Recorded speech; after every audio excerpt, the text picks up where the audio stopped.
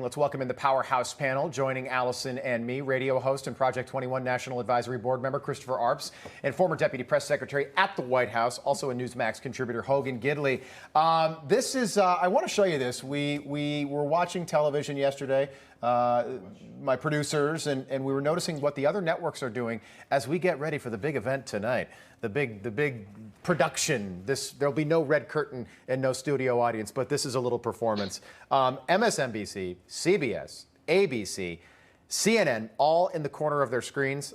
Control room, if we can show this. I think we've got, we put together a little montage. They are all hyping this primetime January 6th commission hearing, which happens tonight. Take a look. CBS News will have full coverage of the first public hearings from the January 6th committee tomorrow night, starting at 8 p.m. Eastern time. We hope you will join us tomorrow night. ABC News will bring you live coverage of the hearings beginning Thursday on air and on our streaming channel, abcnewslive.com. And to hear the truth, tune into MSNBC for our special coverage of the January 6th committee beginning right here at 7 p.m. Eastern. Tell your family, tell your friends, this matters to America. Look at that lineup right there. That's the lineup you want. Can we show that again? Look at that lineup. You're going to tune into that lineup for anything at all, let alone the truth. The truth. Yeah, the truth. Hogan, all right, so I didn't see the lineup. Hogan, seriously, I think this actually hurts the January 6th committee's argument because this thing is so partisan.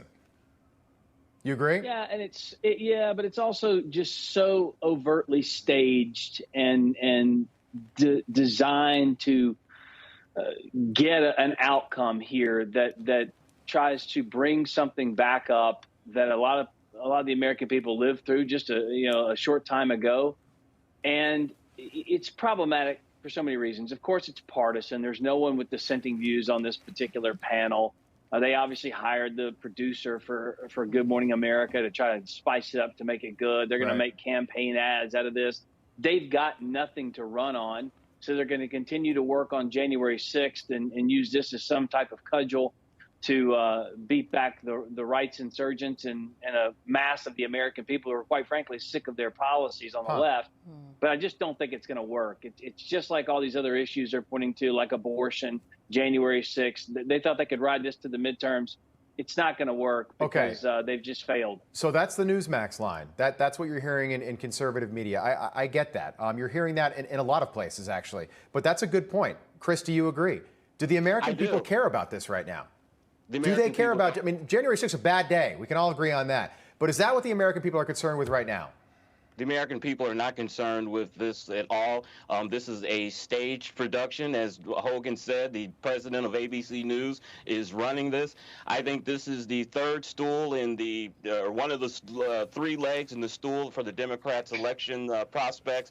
The other one is guns and abortion. And I just have to ask, how credible can a committee be when the Democrats appointed all of the members? I think that right there shows it has zero credibility. I'm old enough to remember Watergate hearings and Iran-Contra hearings. None of those hearings, and those were serious subjects, were never during prime time. Neither was Benghazi. Neither was Benghazi. They weren't in prime time. They're putting this at 8 o'clock at night Eastern time. Great point. Jim Jordan, not allowed to be on. Nancy Pelosi said, no. We'll take Adam Kinzinger, who is a quote-unquote Republican who's not running for re-election, and Liz Cheney, who literally is going to lose in Wyoming. A Cheney will lose in Wyoming in November, Allison. Yeah, great points. Like, this is going to be like a made-for-TV movie, right? I mean, they've got the producer, former news producer. They're going to have sound bites. They're going to have video. They're going to have drama. I think people will tune in just to see what it's about, but they're going to quickly tune out. I mean, the reality is that these Democrats are concerned that President Trump is going to run. That is why they keep holding on to January 6th. It's the only thing they have. Poll numbers are down. Gas prices are up. Inflation. This is what people care about. Americans are living paycheck to paycheck. So what can they go on? This is the only thing they can hold on to. The only way these hearings will matter is upon their conclusion, gas prices go down $2 a gallon. That's not going to happen because that's not what it's about. And I'll tell you, when I was in the White House and we had a crash scenario and we had people come storming into my office with their guns drawn, ready to go, sending us to our little special location within the building in the West Wing. Once the BLM rioters breached the gate at the Treasury on their way to the White House to try and attack the president, I'm still waiting for a hearing about that. I'm still waiting to find out what happened to allow those people to get across those iron gates and make their way toward the West Wing to try and kill people in that building. Nothing from this committee is going to get to the bottom of this, because it's all about lies. It's all about innuendo. And the juxtaposition is going to be very interesting for them to try and say, look at what Donald Trump did. Listen to his words, even though he said peaceful protests. At the same time now, the highlight of someone like Chuck Schumer attacking Gorsuch, attacking Kavanaugh, and then we have an assassination attempt. It's going to be pretty odd to watch those two things exist at the same time. And it just proves. Chris, go ahead. And Rob, you mentioned last hour about the Quinnipiac poll that showed Biden at 33%. Yeah, we've got that. Below where Trump was after 16 months in office, by the way. Sorry, Chris. Well, we're getting into historic levels. I mentioned Watergate.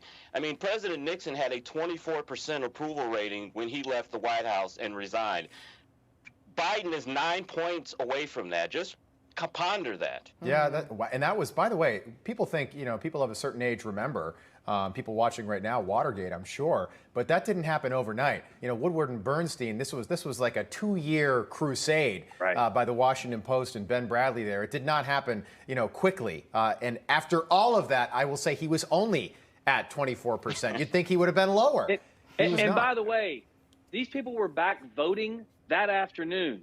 The country, with the BLM riots, burned down for more than a year, causing more than $2 billion worth of damage, and we're not hearing a thing about any of that. Yeah, No, people lost their businesses, their livelihoods. Forever. They were lives. attacked. People were injured. Police officers were attacked. There's a police officer shot and killed, I think, in Missouri. David Dorner, maybe, was his name? Dorn. Yeah, Yes. David Dorn. Dorn. Was David shot Dorn. and killed, retired police officer. Where's the committee on that? I'll double check when that was, but that was summer of 2020. By the way, this is not being brought up, but that little montage that we played for you a minute ago, if you needed any more proof that the media was in the bag for the Democrats and the Biden administration, think about how this worked. The White House and this Jan 6 commission contacted these networks, ABC, NBC, CBS, CNN, and said, hey, listen, would you give us your primetime airtime so we can air these sham partisan hearings?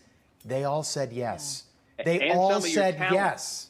And some of your talent to help us make it Hollywood quality. Yeah. While we're on the like, is James Goldston available, the former producer for Good Morning America? Yeah. This is proof. If you needed proof, there it is. 8 o'clock tonight Eastern time. You won't be able to see it on Newsmax. And it's summertime. I mean, people are outside barbecuing, enjoying their friends and family. Are people really going to be inside during the summer watching? No, and that remains to be seen. I don't think the ratings are going to be very good. I do not. I think people would rather watch Bob Hart's Abishola on CBS versus the primetime Jan 6 hearings.